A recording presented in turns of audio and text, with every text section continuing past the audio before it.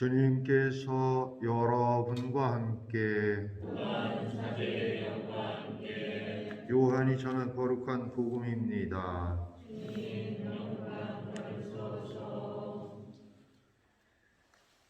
그때 제자들과 함께 식탁에 앉으신 예수님께서는 마음이 산란하셔 드러내놓고 말씀하셨다. 내가 진실로 진실로 너에게 말한다. 너희 가운데 한 사람이 나를 팔아넘길 것이다. 제자들은 누구를 두고 하시는 말씀인지 몰라 어리둥절하여 서로 바라보기만 하였다. 제자 가운데 한 사람이 예수님 품에 기대어 앉아 있었는데 그는 예수님께서 사랑하시는 제자였다. 그래서 시몬 베드로가 그에게 고개짓을 하여 예수님께서 말씀하시는 사람이 누구인지 여쭤보게 하였다. 그 제자가 예수님께 더 다가가 주님, 그가 누구입니까? 하고 물었다. 예수님께서는 내가 빵을 적셔서 주는 자가 바로 그 사람이다 하고 대답하셨다. 그리고 빵을 적신 다음 그것을 들어 시몬 이스가리옷의 아들 유다에게 주셨다. 유다가 그 빵을 받자 사탄이 그에게 들어갔다. 그때 예수님께서 유다에게 말씀하셨다. 네가 하려는 일을 어서 하여라. 식탁에 함께 앉은 이들은 예수님께서 그에게 왜 그런 말씀을 하셨는지 아무도 몰랐다. 어떤 이들은 유다가 돈주머니를 가지고 있었으므로 예수님께서 그에게 축제에 필요한 것을 사라고 하셨거나 또는 가난한 이들에게 무엇을 주라고 말씀하신 것이려니 생각하였다. 유다는 빵을 받고 바로 밖으로 나갔다. 때는 밤이었다. 유다가 나간 뒤에 예수님께서 말씀하셨다.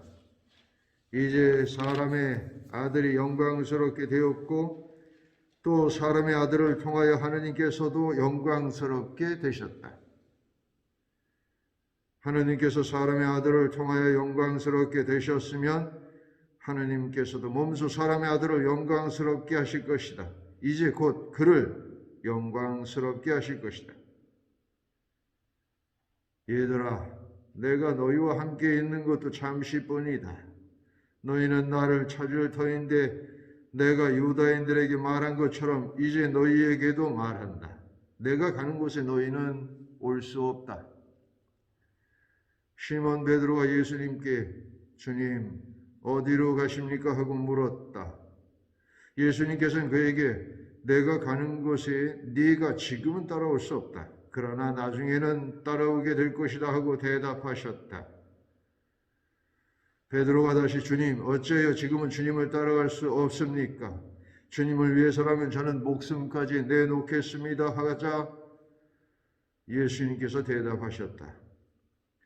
나를 위해 목숨을 내놓겠다는 말이냐? 내가 진실로 진실로 너에게 말한다. 닭이 울기 전에 너는 3번이나 나를 모른다고 할 것이다. 주님의 말씀입니다. 그리스도님 참여합니다. 참 예수님,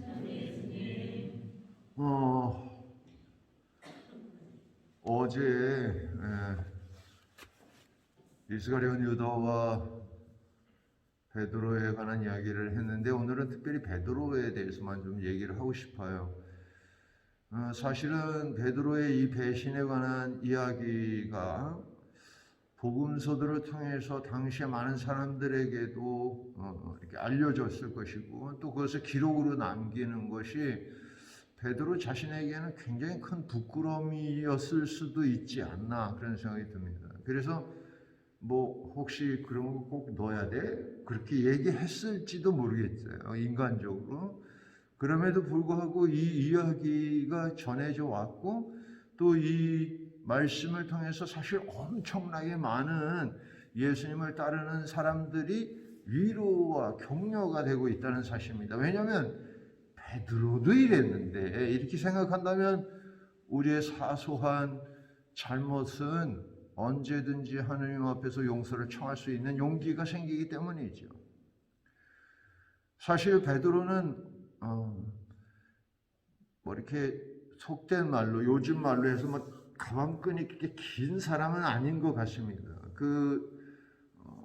뱃일을 했던 사람이고 그래서 우직하고 뭔가 든든한 측면은 있었을지 모르지만 이렇게 지적이지는 않았을 거예요. 그런데 또 성질은 또 급했던 모양입니다. 그러니까 그냥 먼저 나서서 항상 이렇게 좀 얘기를 하는 편인데 예수님이 이제 내가 가는 곳에 네가 올 수 없고 지금은 아니지만 나중에 오게 될 거다 하니까 자기는 목숨까지 하면서 큰 소리를 이렇게 치게 됩니다. 그래서 이제 예수님께서 베드로를 쳐다보시면서 한번 그 상상을 좀 한번 해보세요. 예수님께서 저 새끼라 그러면 안 되지. 베드로를 이렇게 보면서 참 가소롭지 않습니까? 이게 다 아는데 그러니까 이렇게 측은한 마음도 들고 그러니까 이렇게 보는 그 눈빛이 막 이렇게 상상이 되지 않습니까? 얘야, 베드로야, 시몬아, 네가 닭이 울기 전에, 닭이 2번 울기 전에 나를 3번이나 모른다고 할 거야. 이거는 베드로한테서는 거의 모욕적인 겁니다. 자기는 절대로 안 그럴 건데. 근데 실제로는 어땠습니까? 닭이 2번 울기 전에 3번 예수님을 모른다고 했습니다. 무엇이 두려워서였을까요? 고통받는 게 두려워서입니다. 다른 사람들로부터 이렇게 핍박받는 게 두려워서이고 죽는 게 두려워서일 겁니다. 그런데 어쨌든 그는 배신을 했고 그리고 이제 이 배신을 한 것으로 끝난 게 아니라 어제도 말씀을 드렸던 것처럼 베드로는 즉시 회개를 하게 되는데 바로 그 회개 때문에 우리한테 격려가 되는 거예요. 위로가 되는 거예요. 이스라엘에 가면 이 베드로의 회개 성당이라고 있습니다. 제가 이제 거기 가서도 같이 가신 분들에게 그런 말씀을 드렸었는데 그때도 마테오 복음에 의하면 굉장히 이렇게 디테일하게 표현하고 있어요. 베드로가 이렇게 불을 쬐고 있는데 이제 와가지고 이 사람 저 사람이 너 제자 아니냐? 너 제자니까 아니야 나 근데 내가 아니라니까 맹세한다니까 막 그러니까 닭이 2번 울었을 때 어떻게 버뜩 예수님 하신 얘기가 생각이 나서 어떻게 했을 것 같아요? 바로 예수님 쪽을 찾아보지 않았겠습니까? 그랬을 때 예수님과 눈이 딱 마주친 거예요. 그런데 예수님이 그 눈으로 말을 하는 겁니다. 괜찮아.